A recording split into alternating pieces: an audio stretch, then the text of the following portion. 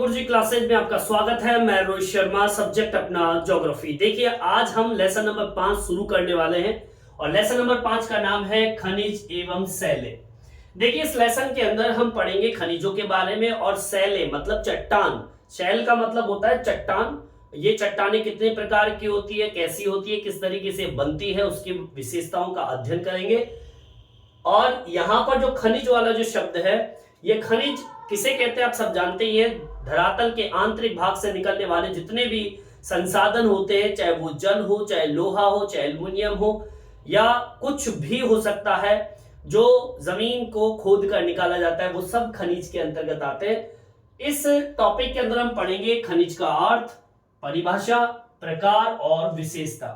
ठीक है, तो मतलब ये कि ये जो लेसन है होने वाला है वो खनिज और शैलों से संबंधित होने वाला है। इनकी विशेषताओं का अध्ययन करेंगे, इनकी डेफिनेशन, परिभाषाओं का अध्ययन करेंगे, कितने भागों में इनको बांटा गया है, उनकी विशेषताएं, सब कुछ हम इस लेसन में इन दोनों बिंदुओं के बारे में अध्ययन करेंगे। देखिए, अभी हम टॉपिक ले रहे हैं खनिज का, जिसमें हम पढ़ेंगे खनिज का अर्थ, परिभाषा, प्रकार और विशेषता।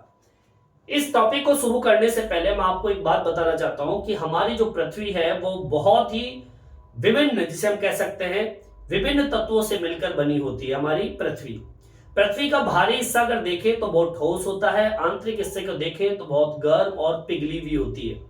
पृथ्वी के संपूर्ण जो परपट्टी है, मतलब जो ऊपरी भाग है, उस परपट्टी का लगभग 98% भाग जो है वो 8 तत्वों से मिलकर बना है, जैसे कि ऑक्सीजन हुआ, सिलिकॉन हुआ, एल्यूमिनियम हुआ, लोहा है, कैल्शियम है, सोडियम है, पोटेशियम है, मैग्नीशियम है।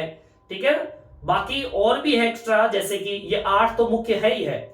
इसके अलावा टाइटेनियम है, आपके हाइड्रोजन है, फास्फोरस है, मैग्नीज है, सल्फर है, कार्बन है या फिर निकेल है। ये सारा मिलकर हमारी पृथ्वी की जो भूपरपट्टी होती है, ऊपरी वाली जो परत है, उस परत की 98% जो 8 तत्व है वो इन्हीं तत्वों और शेष भाग जो भी मैंने बताया, इन सब से मिलकर पृथ्वी की परपट्टी का निर्माण होता है। ठीक है, तो सबसे पहले तो हम यहीं से शुरू करेंगे। अभी मैं खनिज का टॉपिक शुरू नहीं किया मैंने, पहले मैं आपको पृथ्वी के बारे में बता रहा हूं कि पृथ्वी विभिन्न तत्वों से मिलकर बनी है। तो हमारी पहली लाइन होगी, क्या लिखेंगे? पृथ्वी विभिन्न तत्वों से मिलकर बनी है। ठीक है, फिर इसी के अंदर मैंने दूसरी लाइन आपको बताई कि पृथ्वी का भारी हिस्सा तो है ठोस और आंतरिक हिस्सा कैसा है? गर्म और पिघली हुई। ठीक है, लिख देंगे पृथ्वी का बाहरी हिस्सा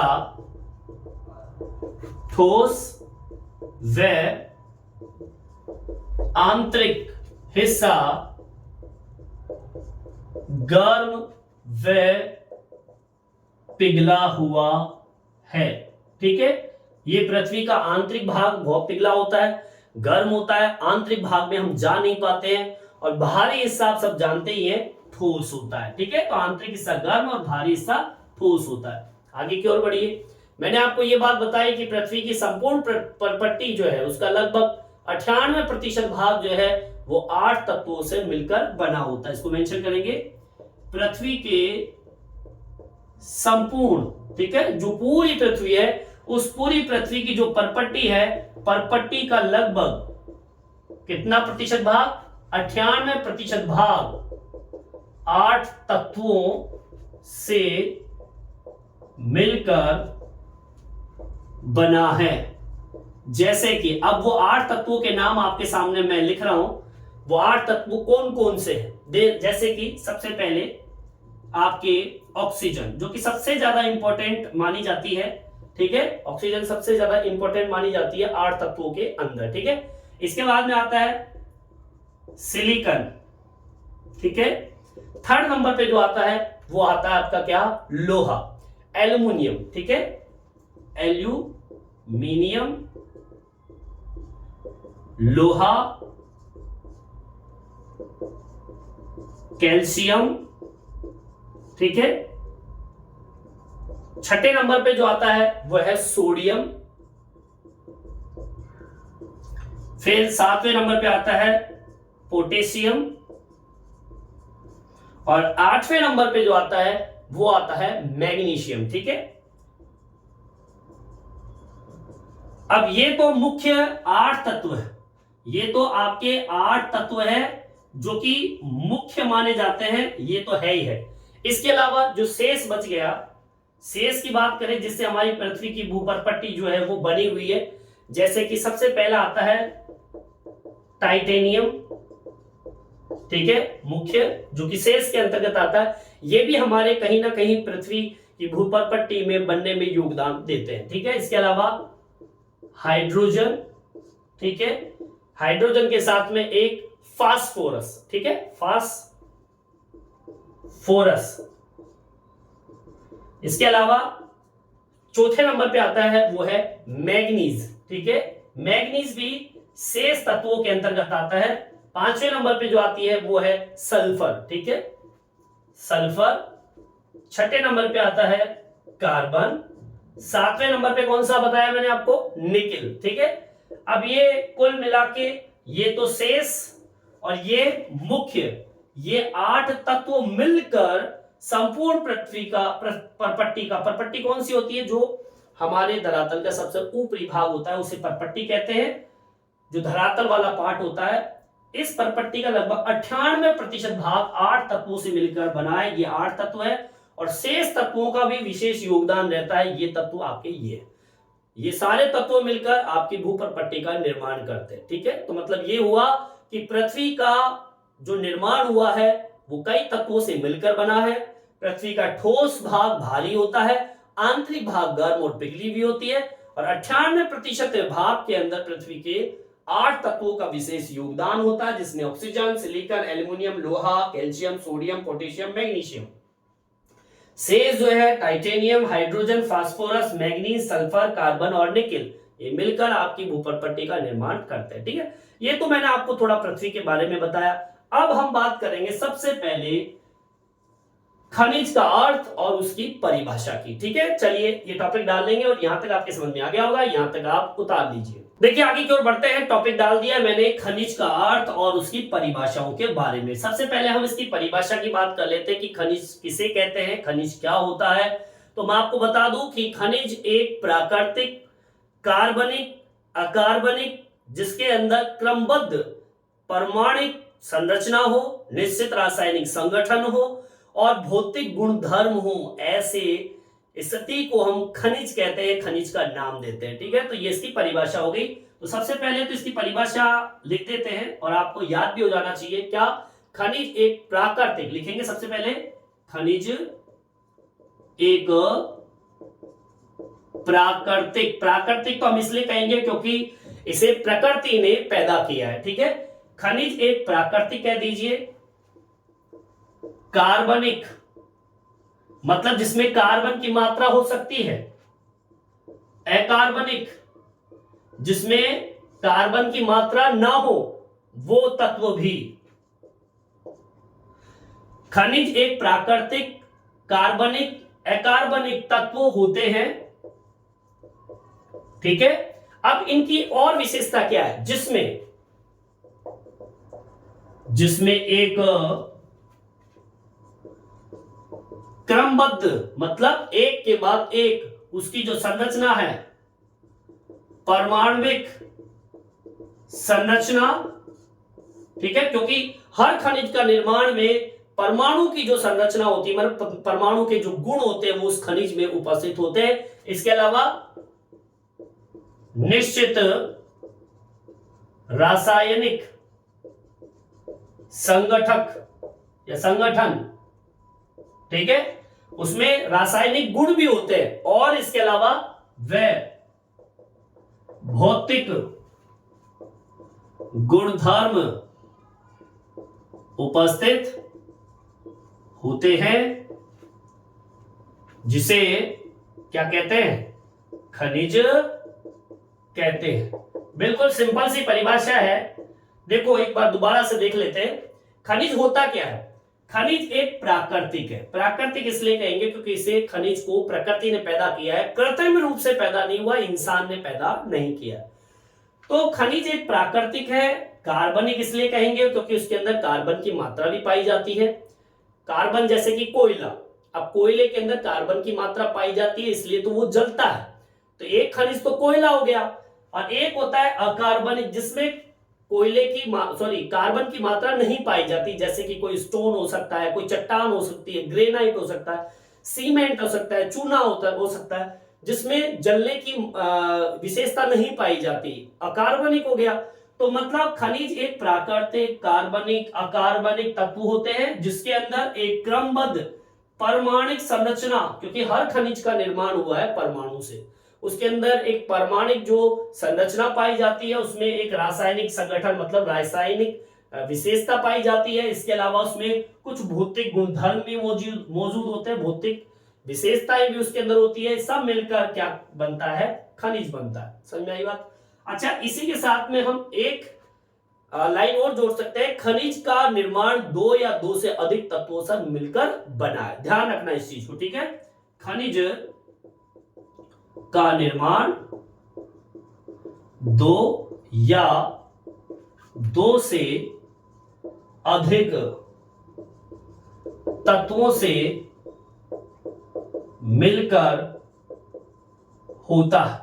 मतलब अगर खनिज बनता है तो दो या दो से अधिक तत्वों के मिलने से बनता है, लेकिन कभी कभार कई ऐसे तत्व भी होते हैं जो एक तत्वीय, मतलब कुछ खनिज ऐसे होते हैं जो एक तत्वीय खनिज होते हैं, जैसे कि देखिए कौन कौन से होते हैं। लेकिन कुछ खनिज एक तत्वीय भी होते हैं, जैसे, ठीक है, ऐसे तो खनिज दो और दो से अधिक जब तत्व मिलते हैं तब खनिज बनता है, लेकिन कई बार एक तत्वीय खनिज भी हो सकता है, जैसे कि आपका सल्फर है, तांबा है, चांदी है। ये एक तत्वीय है, मतलब चांदी है तो चांदी है, उसमें स्वर्ण है तो स्वर्ण है, सोना, ठीक है, ये एक तत्व, इसमें किसी दूसरे तत्व का इन्वॉल्वमेंट नहीं होता है, केवल ये एक है तो इसलिए एक तत्वीय कहेंगे। जैसे कि ग्रेफाइट भी एक तत्वीय है। आगे बात समझ में, मतलब दो और दो से अधिक तत्व मिलकर खनिज बनते हैं, लेकिन कई बार एक तत्वीय खनिज होते हैं, जैसे कि सल्फर, तांबा, चांदी, स्वर्ण, ग्रेफाइट, ये सभी एक तत्वीय खनिज है। बोलिए आगे बात समझ में, यहां तक आपके समझ में आ गया होगा। अब आगे सुनिए और खनिज की क्या विशेषता है। खनिज जो होते हैं इनकी कई किस्में होती है। भूपरपट्टी पर कम से कम 2000 प्रकार के खनिजों को पहचाना जा चुका है और उनको नाम भी दे दिया गया है। मतलब यह सिद्ध होता है कि खनिज तो कई प्रकार के होते हैं, ठीक है? इस लाइन को भी हम लिख देंगे, खनिजों की कई किस्में होती है। और इसी के साथ जोड़ेंगे, क्या लिखेंगे? भूपरपट्टी पर लगभग 2000, ध्यान रखना, 2000 प्रकार के खनिजों को पहचाना गया है, वह उनका नाम बताया गया है, ठीक है? तो ये आपके खनिजों की कुछ विशेषताओं के बारे में मैंने आपको बता दिया। अब चलिए थोड़ा सा आगे की ओर बढ़ते हैं। अभी आगे भी है, कुछ विशेषताओं की बात करेंगे खनिजों की, खनिजों को कितने भागों में बांटा है उनकी भी बात करेंगे। ये तो केवल मैंने आपको खनिज का अर्थ बताया और उसकी परिभाषा, डेफिनेशन के बारे में बताया कि भैया खनिज एक ऐसा प्राकृतिक कार्बनिक अकार्बनिक तत्व है जिसमें क्रमबद्ध परमाणिक संरचना, निश्चित रासायनिक संगठन, भौतिक गुणधर्म होते हैं और उसे खनिज का नाम दिया गया है। खनिज का निर्माण दो या दो से अधिक तत्वों से मिलकर बना हुआ है। कभी कभार कई एक तत्वीय खनिज का भी निर्माण हो जाता है, जैसे कि आपकी ये खनिज जो है वो एक तत्वीय खनिज है, ठीक है? कई किस्में खनिजों की इस धरती पर मौजूद है, जिसमें से 2000 प्रकार के खनिजों को पहचाना गया और नाम भी दे दिया गया, ठीक है? चलिए ये कंप्लीट होता है। अब हम बात करते हैं कुछ प्रकारों की और विशेषताओं की खनिज की, ठीक है? यहां तक आप उतार दीजिए। देखिए आगे की ओर बढ़ते हैं। टॉपिक मैंने डाल दिया है खनिज की विशेषताएं। ये विशेषताएं होती हैं भौतिक विशेषताओं की बात कर रहे हैं। भौतिक विशेषताओं के अंदर उनकी विशेषताएं किस प्रकार से देख सकते हैं, उसके रूप। भौतिक का मतलब क्या होता है? भौतिक के अंदर उस खनिज की आकृति हो सकती है, उसके टूटने की प्रवृत्ति हो सकती है, उसकी चमक हो सकती है, उसका रंग हो सकता है, ठीक है, और भी कई चीजें, उसकी कठोरता हो सकती है। वो सब के सब एक भौतिक विशेषताओं के रूप के अंतर्गत डाला गया है। मैं कुल आपको 10 ऐसी खनिजों की भौतिक विशेषता बताने वाला हूं, और ये एग्जाम को देखते हुए, कंपटीशन लेवल पर भी एग्जाम को देखते हुए बहुत इंपॉर्टेंट टॉपिक माना जाता है खनिजों की भौतिक विशेषताएं। अभी मैंने आपके सामने 3 विशेषताएं दे रखी है, ऐसे कुल 10 विशेषताओं का अध्ययन मैं आपको कराने वाला हूं। देखिए इसमें 3 विशेषताएं तो क्या कह रही है, पहला क्रिस्टल का भारी रूप, दूसरा विदलन और तीसरा विभजन। होता क्या है, ध्यान से सुनिए। देखिए क्रिस्टल का भारी रूप का मतलब हो गया उसकी आकृति से संबंधित है। किससे संबंधित है, आकृति। मतलब ये कि आपका क्रिस्टल जो है, या क्रिस्टल बोले तो खनिज, खनिज जो होता है वो कैसे भी आकृति का हो सकता है, वो डिपेंड करता है उसके अणुओं पर। मतलब वो जो उस खनिज को तैयार कर रहे हैं, वो अणु, वो किस, उसकी जो आंतरिक व्यवस्था है वो तय करती है, और वही तय करती है उसकी बनावट को। मतलब ये कि मान लीजिए कोई खनिज है, ये खनिज है, अब इसमें जो कण है, बारीक बारीक जो कण है, ये कण ही उसको डिसाइड करेगा, उसकी आकृति को, उसकी आकृति को यही कण डिसाइड करता है, क्योंकि अणुओं की जो आंतरिक व्यवस्था होती है उसी के द्वारा उसकी आकृति तय होती है। जैसे कि यहां पर वो खनिज कैसी कैसी आकृति का हो सकता है, वो घनाकार हो सकता है, उसकी आकृति अष्टभुजा, जिसकी 8 भुजाएं होती है वैसा हो सकता है, जिसकी 6 भुजा होती है जैसे कि षष्ठ भुजा हो सकती है, उस वो प्रिज्म जैसी आकृति का भी हो सकता है। छोटा सा उदाहरण दूं आपको,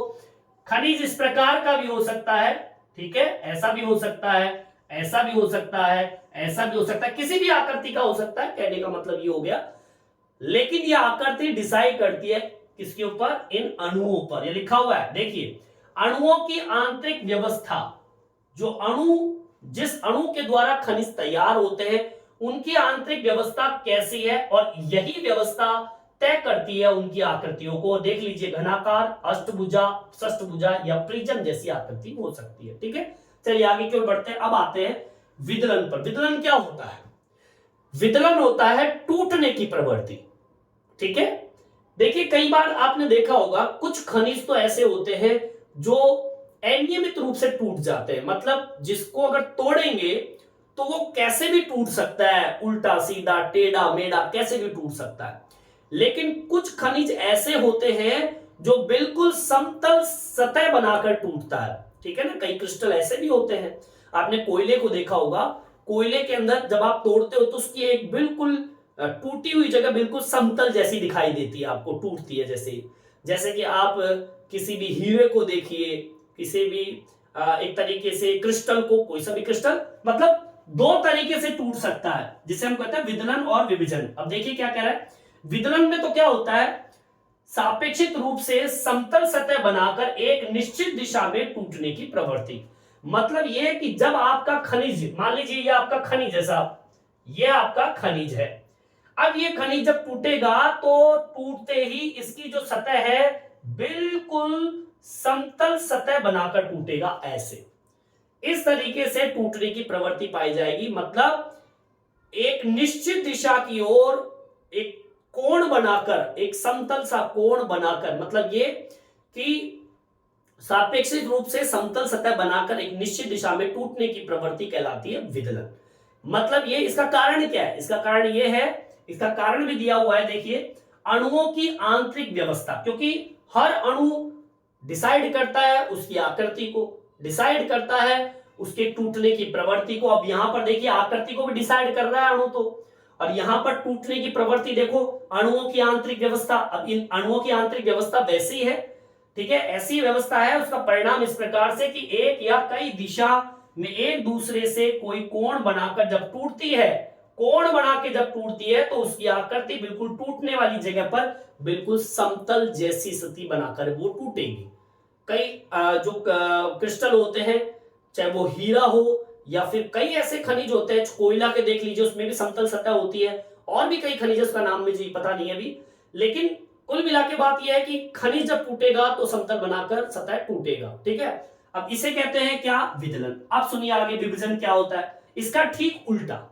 कई खनिज ऐसे होते हैं जिसकी अणुओं की आंतरिक व्यवस्था इतनी जटिल होती है, मतलब एक कण के अंदर दूसरा कण घुसा हुआ होता है। मतलब कणों की अगर संख्या भारी बहुत ही बारीक है, तो बारीक में होता क्या है, कण इतने चिपक जाते हैं, इतनी जटिल व्यवस्था हो जाती है कि जब वो टूटेगी तो उसके अंदर कोई तल नहीं बनता, इस प्रकार का तल नहीं बनेगा, इस प्रकार का तल नहीं बनता है।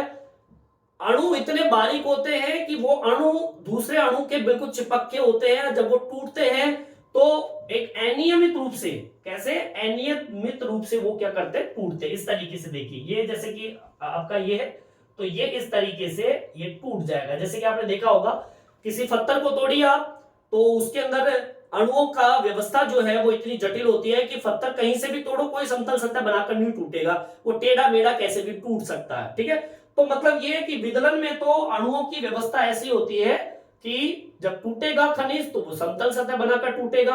विभाजन में क्या होता है, अणुओं की जो व्यवस्था इतनी जटिल होती है, इतनी घुसी हुई होती है एक दूसरे के अंदर, इतनी बारीकी होती है कि वो अणु इतना कस जाता है, चिपक जाता है, जिसकी वजह से वो जब टूटेगा क्रिस्टल तो उसके अंदर होगा क्या, वो एक जटिल या फिर अनियमित रूप से वो जो क्रिस्टल है वो क्या हो जाएगा, टूट जाएगा। ठीक है, तो कुल मिला के ये 3 विशेषता आपके सामने मैंने आपको बताई। अब बात करते हैं अगली विशेषता की। अगली विशेषता है चमक से संबंधित। ठीक है, यहां तक आपको समझ में आ गया होगा, यहां तक आप उतार लीजिए। देखिए आगे की ओर बढ़ते हैं, टॉपिक डाल दिया मैंने चमक का। देखिए चमक क्या कहती है, किसी खनिज की कुछ विशेषताओं के अंदर चमक भी एक महत्वपूर्ण विशेषता है। जैसे कि उदाहरण के तौर पर मैं आपको बता दूं, कोयला, कोयले का रंग कैसा होता है, काला। अगर मैं इस कोयले को बहुत दूर रख देता हूं, उसके बाद में भी वो काला ही नजर आएगा। मतलब ये कि उस खनिज की वो एक चमक हो गई। ठीक है, चमक हो सकती है रेशमी भी हो सकती है, जो रेशम जैसी एक चमक फ्लैश मारता है, ग्लासी भी हो सकती है, मेटेलिक भी हो सकती है। ये आपके खनिजों की कुछ चमक होती है। मतलब चमक रंग के बिना भी किसी पदार्थ की चमक हो सकती है। प्रत्येक खनिज की अपनी अपनी चमक होती है, ध्यान रखना इस चीज को। जैसे कि कांच है, कांच में कोई रंग नहीं होता है, कांच में कोई रंग नहीं होता। हम कह नहीं सकते कि कांच में कोई रंग है, नहीं कह सकते, हमको मालूम है कि उसका कोई रंग नहीं है, लेकिन उसके बावजूद भी अगर उसको धूप में रख दिया जाए तो उसके बाद में भी वो ऐसे चमकता है कि आपकी नजर जो है उस पर जरूर गिरेगी। मतलब ये रंग के बिना, अब ग्लास कांच जो होता है उसका कोई रंग नहीं होता है, मतलब उसका कोई रंग नहीं होता है। रंग के बिना किसी पदार्थ की चमक, प्रत्येक खनिज की अपनी चमक होती है। मतलब एक मैंने छोटा सा उदाहरण दिया है ग्लास का, तो ग्लासी कलर, कांच का कलर, उसका कोई रंग नहीं है, आपको पता है कि उसका रंग नहीं है, लेकिन दूर से उसकी चमक होती है। वैसे ही रेशमी, उसका भी कोई रंग नहीं होता है, मेटेलिक, उसका भी कोई रंग नहीं होता है, लेकिन उसके बावजूद भी अगर वो दूर रख दिया जाए तो भी वो चमकेगा। ठीक है, सेकंड नंबर पे आता है रंग। देखिए रंग, कई खनिजों का रंग उसकी परमाणिक जो संरचना होती है उस पर निर्भर करता है। ठीक है, किस पे, परमाणिक संरचना, जब वो बना तब। अब जैसे कि कोयले का भी एक रंग है काला, या उदाहरण दिया जाए मेलाकाइट है, इसका भी रंग एज्यूराइट है, कैस्पोराइट है, ये रंग होते हैं। कुछ ऐसे भी खनिज होते हैं जिनमें अशुद्धियों के कारण, मतलब एक खनिज है उसमें कोई दूसरा खनिज मिल जाता है और एक नया कलर बन के आता है, तो उनकी भी कुछ विशेषता होती है। मतलब कुछ खनिजों में रंग अशुद्धियों के कारण भी आता है। उदाहरण के तौर पर अशुद्धियों के कारण जैसे क्वार्ट्ज का रंग है। ठीक है, क्वार्ट्ज जो रंग है, जैसे कि अशुद्धियों के कारण आता है वो रंग। जैसे उदाहरण के तौर पर अशुद्धियों के कारण खनिजों का रंग है श्वेत, हरा, लाल या पीला। ऐसे रंग जो होते हैं वो आ सकते हैं, उनके कलर। अब ये खनिज कैसा, क्वार्ट्ज का कलर है, ये क्वार्ट्ज खनिज है, वो श्वेत कलर का भी हो सकता है, हरा भी हो सकता है, लाल भी हो सकता है, पीला भी हो सकता है।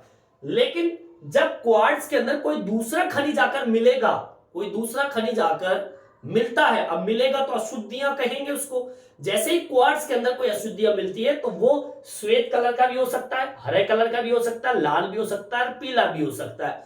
तो मतलब ये कुछ खनिज तो ऐसे हैं जो बनते वक्त, मतलब परमाणिक संरचना पर ही निर्भर करते हैं, जो शुरू से उनका रंग जैसा है वैसा ही होता है। जैसे कि लोहा है, आप जानते हो ब्राउन जैसा कलर होता है। जैसे कि एल्युमिनियम है जो थोड़ा लाइट कलर होता है। जैसे कि आपका कोयला है, काला कलर होता है। ठीक है, अब जैसे कुछ अशुद्धि, जैसे उदाहरण दे दिया इसने, कुछ अशुद्धियों के कारण क्वार्ट्ज है, उसमें दूसरा अगर खनिज मिलता है तो वो पीला भी हो सकता है, लाल भी हो सकता है, हरा भी हो सकता है, श्वेत भी हो सकता है। समझ आई बात? तो रंग भी खनिजों के अंदर एक इंपॉर्टेंट बात है। फिर आता है धारियां। देखिए कई खनिज ऐसे होते हैं जिनके ऊपर धारियां बनी होती है, ठीक है ना। किसी भी खनिज के पिसने के बाद में जो पाउडर होता है उस पाउडर का रंग खनिज के रंग का हो सकता है। ध्यान रखना, किसी भी खनिज के पिसने के बाद, अब कोई सा भी खनिज है उसको पीस दीजिए, पीसने के बाद में वो पाउडर बन जाता है। अब पाउडर का रंग जो होता है वो खनिज के रंग का हो सकता है, ध्यान रखना इसको। अब जैसे कि मेलाकाइट है, मेलाकाइट का रंग कैसा होता है, हरा होता है। देखिए मेलाकाइट का रंग हरा होता है। फ्लोराइड का कलर कैसा होता है, बैंगनिया, ठीक है, बैंगनिया कलर का हो सकता है या फिर हरा हो सकता है। जबकि इन पर श्वेत धारियां होती है, श्वेत का मतलब कलर व्हाइट, मतलब मेलाकाइट जो है वो हरे कलर का होता है और फ्लोराइड होता है वो बैंगनिया और हरा। लेकिन इनके ऊपर जो धारियां होती है वो श्वेत मतलब सफेद जैसी कलर की हो सकती है। आगे बात समझ में, तो मतलब धारियां भी एक खनिज की विशेषता है। रंग और चमक, मतलब चमक, रंग और धारियां, ये तीनों ही खनिज की एक भौतिक विशेषता का पार्ट है। ठीक है, समझ आ गया होगा। चलिए आगे की ओर बढ़ते हैं, यहां तक समझ आ गया होगा, यहां तक आप उतार लीजिए। देखिए आगे की ओर बढ़ते हैं, टॉपिक डाल दिया है मैंने सातवां बिंदु, पारदर्शिता। देखिए पारदर्शिता का मतलब क्या होता है, पारदर्शिता का मतलब होता है आर पार दिखने वाला। मतलब ये कि जैसे कि मान लीजिए प्रकाश की किरणें, जब प्रकाश की किरणें किसी वस्तु के आर पार हो जाए तो मतलब ये समझ लीजिए कि आप उस वस्तु के आर पार देख सकते हो। अब जैसे कि मान लीजिए ये आपकी दीवार है, ठीक है, अब यहां से प्रकाश उस पार नहीं जा रहा तो मतलब ये कि मैं इस दीवार से बाहर की ओर नहीं देख सकता। लेकिन अगर इस दीवार के आर पार, जैसे कि कांच है, मान लीजिए यहां पे कांच लगा होता और प्रकाश की किरणें मैं देता तो क्या होता, प्रकाश की किरणें यहां से पार चली जाती, तो मतलब ये कि मैं यहां से बाहर की ओर देख सकता हूं। मतलब ये कि प्रकाश की किरण जो होती है जब वस्तु के आर पार हो जाए, अगर प्रकाश की किरणें इस वस्तु के, जैसे कि बोर्ड है, इसके आर पार हो जाए तो हम वस्तु के आर पार देख सकते हैं। लेकिन जब वस्तु के आर पार किरणें नहीं होगी तो हम वस्तु के आर पार नहीं देख सकते। मतलब कुछ खनिज पारदर्शी होते हैं और कुछ खनिज अपारदर्शी भी होते हैं। तो ये भी एक खनिज की विशेषता है। कुछ खनिजों के आर पार, जैसे कि कांच है, हम आर पार देख सकते हैं। क्रिस्टल आर पार, जैसे कि हीरा है, आर पार थोड़ा देख सकते हैं। प्रकाश की किरणें आर पार जा सकती है। अब देखिए अगर मान लीजिए कांच की मोटाई जो है बढ़ाते जाइए बढ़ाते जाइए बढ़ाते जाइए, अब फिर प्रकाश छोड़िए, नहीं जाएगी, तो आप नहीं जाएगी तो आप बाहर भी नहीं देख सकते, चाहे कांच ही क्यों ना हो। अगर कांच पतला है और प्रकाश की किरणें पार जा रही है तो आप देख लोगे, लेकिन कांच को अगर मोटा कर दे, ठीक है, मोटा करते जाइए तो एक टाइम ऐसा आएगा कि आपकी प्रकाश की किरणें नहीं जाएगी और आप देख भी नहीं सकते। तो पारदर्शिता एक खनिज की विशेषता है। आगे चलिए, संरचना। देखिए संरचना की बात करें तो क्रिस्टल जो होता है वो बिल्कुल बारीक भी हो सकता है, महीन, मध्यम भी हो सकता है, खुरदरा भी हो सकता है, बिल्कुल पिसा हुआ भी हो सकता है, तंतु युक्त मतलब एक एक बाल के रूप में पृथक कर सकते हैं, जैसे कि तांबा। तांबा एक ऐसा खनिज है जिसको आप एक बाल के तौर पर आप उसको क्या कर दीजिए, अलग अलग कर दीजिए। मतलब कुछ खनिज जो बिल्कुल बारीक होते हैं, महीन होते हैं, कुछ बिल्कुल मोटे होते हैं, कुछ हाथ में लेते हैं और अगर हाथ में लगाओगे तो ऐसे खुरदुरे टाइप के पिसे हुए दिखेंगे आपको। कुछ तंतु युक्त होते हैं, जो मैंने अभी तांबे का उदाहरण दिया, एक बाल के रूप में भी उसको अलग कर दीजिए। कुछ अपसारी होते हैं, कुछ विकर्णकारी होते हैं। तो ये आपकी संरचना हो गई उस खनिज की। फिर आ जाइए कठोरता। कुछ खनिज कमजोर होते हैं तो कुछ खनिज कैसे होते हैं, कठोर होते हैं। वे खनिज जो कठोर होते हैं, जैसे कि टेलेक्स है, जैसे कि जिप्सम है, कैसलाइट है, जैसे कि फ्लोराइट है, जैसे कि एपेसाइट है, जैसे कि फेल्डस्पर है, क्वार्ट्ज है, टोपाज है, कोर्डम है और हीरा। सबसे कठोर माना जाता है हीरे को। किसको माना जाता है, हीरो को। तो ये भी एक खनिज की क्या है, विशेषता है। आ जाइए सापेक्षिक भार। ये थोड़ा सा टफ है, थोड़ा समझना इसको। सापेक्षिक भार, हर वस्तु का आप देख सकते हैं, भार मतलब वजन, ठीक है, हर खनिज का वजन होता है। कुछ खनिज बहुत ज्यादा होते हैं लेकिन वजन उनका कम होता है। कुछ खनिज ऐसे होते हैं कि थोड़ा होता है लेकिन वजन बहुत ज्यादा होता है। ये भी एक विशेषता है, ठीक है ना। अब जैसे कि मान लीजिए आप कोयले को देखिए, कोयले का वजन देखिए, लोहे का वजन देखिए आप लोग, ठीक है।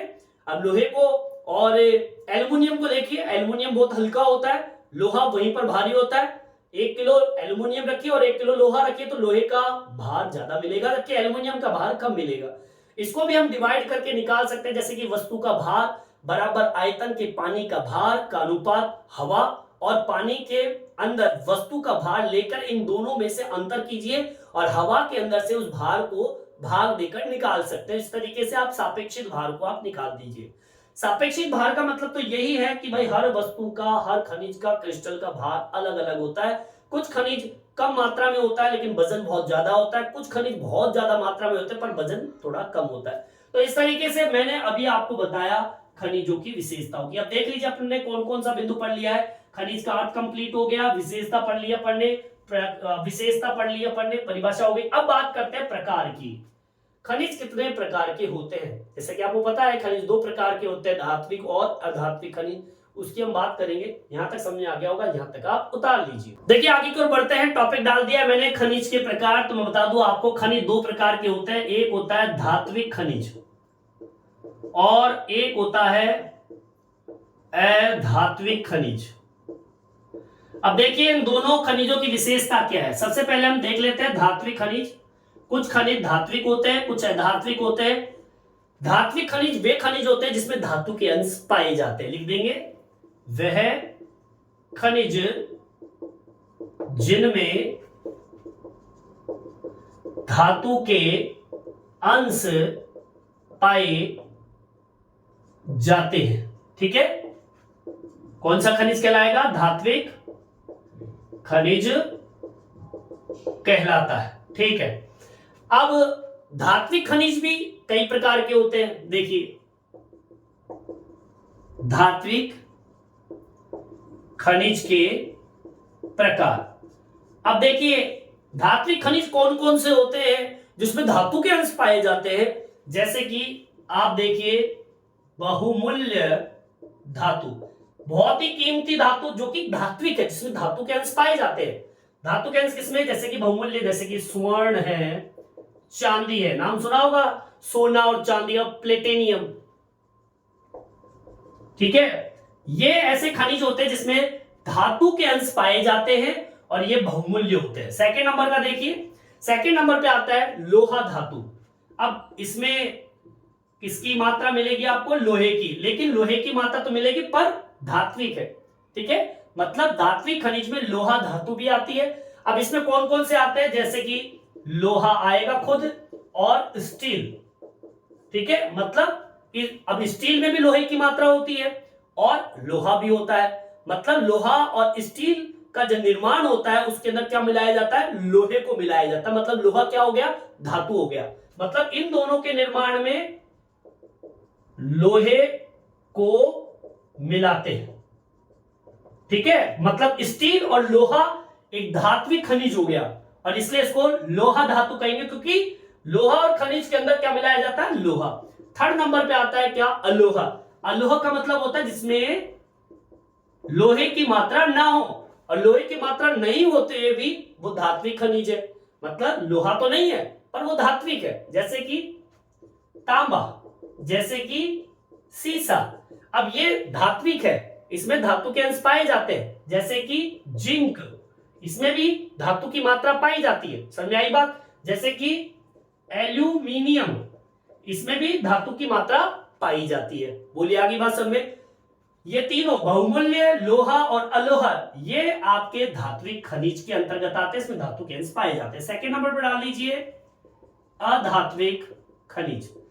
इसकी ठीक उल्टी परिभाषा हो जाएगी क्या? वह खनिज जिसमें धातु के अंश नहीं पाए जाते हैं, क्या कहलाएगा? अधात्विक खनिज कहलाता है। अब उदाहरण में डाल देते हैं अपन क्या। अब देखिए ऐसे खनिज जिसमें धातु के अंश नहीं पाए जाते, प्रकार मान लीजिए, आप इसको प्रकार कह दीजिए। अधात्विक खनिज के प्रकार, जैसे आपने धात्विक खनिज के प्रकार बताए, ये तीन प्रकार है, बहुमूल्य, लोहा और अलोहा, जिसमें ये आते हैं। अधात्विक खनिज में कौन कौन से आते हैं? जैसे कि गंधक है, इसमें धातु के अंश नहीं पाए जाते। जैसे कि फास्फेट है, इसमें भी धातु के अंश नहीं पाए जाते। जैसे कि नाइट्रोजन है, जैसे कि सीमेंट है ना, इसमें धातु नहीं पाया जाता, इसलिए सॉरी नाइट्रोजन है नाइट्रेट, नाइट्रेट इसमें धातु के अंश नहीं पाए जाते, इसलिए इसको क्या कहेंगे? अधात्विक खनिज कहेंगे। तो ये दो प्रकार के खनिज होते हैं और इसी तरीके से मैंने आपको बता दिया खनिज का अर्थ, परिभाषा, प्रकार और विशेषता। इसी के साथ में ये टॉपिक कंप्लीट होता है। इस वीडियो में इतना ही। ये वीडियो आपको कैसा लगा कमेंट्स करके जरूर बताएं और मेरे चैनल को सब्सक्राइब जरूर से जरूर करें, जिससे नए नए वीडियो आप तक पहुंचा सकूं। धन्यवाद।